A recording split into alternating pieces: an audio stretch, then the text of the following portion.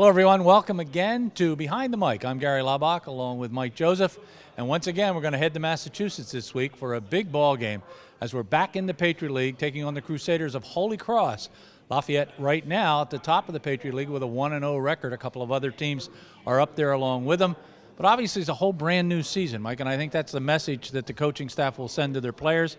And it's a message I don't think they will need to be reminded of. It was a very difficult out-of-league schedule, but there's a comfortability when you move back into the league. And the fact that we have a win already, I think, is in Lafayette's favor. So this is a team, Holy Cross, that we beat here last year.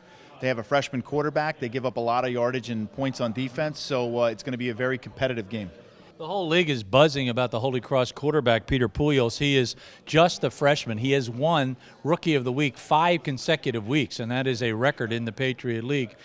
And not only does he throw the ball very well, but he is also their leading rusher, and that's going to lead to my next question. As a defensive specialist that you were as a coach, that adds that extra runner, and it really creates problems for a defense, doesn't it? Well, it exactly does. What it does is basically you have to account for that quarterback on every single play. If you have a drop back style quarterback or someone who's more of a pocket passer, you don't really have to account for him in the running game. But we know that Lafayette's had some troubles in the past with guys that can actually run the football, whether it's off the read option or whether it's drop back. What troubles me a little bit about Poulios is the fact that I don't see the read option being a problem because Lafayette practices against it. They've seen it more and more. It's when they drop back to pass, they're playing man, turn their backs, and now he decides to turn and run the football. It's almost like a delayed draw or a lead draw or some sort of quarterback draw. So he's going to be very dangerous, so you have to really be careful of what type of coverages you run in that certain people are actually facing the quarterback and can see whether or not he goes. You give a run call, guys can come off. But if you play man under, where you play any sort of man-free, it could be a lot of problems. And I'm sure he's going to cause Lafayette some problems. He's caused problems for everybody that has played against him.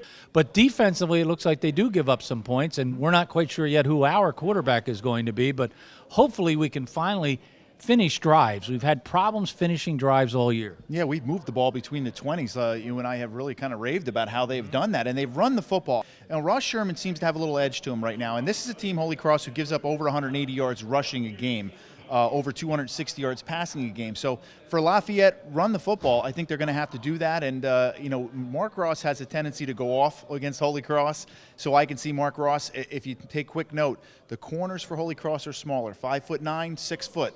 Mark's a big kid, so I see an advantage there for Lafayette. Yeah, he had a great game against the Holy Cross last year. Mike's going to talk about the punting game this year on Inside the Huddle. Please make sure that you tune in and take a look at that. We also want you to tune in on GoLeopards.com, the Lafayette Sports Network.